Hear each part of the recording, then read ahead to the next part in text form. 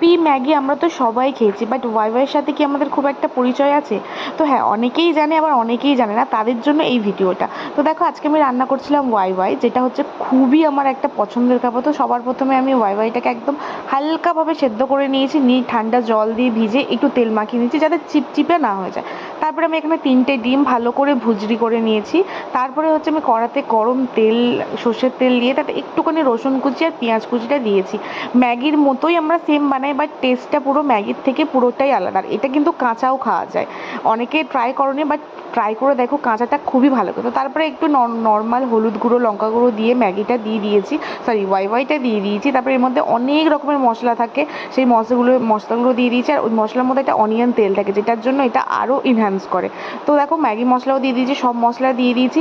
তোমরা প্লিজ ঘরে এটা ট্রাই করে দেখো, একদম দেখো কি সুন্দর ঝুরঝুরে হয়েছে। তো প্লিজ ট্রাই করে আমাকে কমেন্ট বক্সে প্লিজ জানিও। তো চলো, বাই বাই।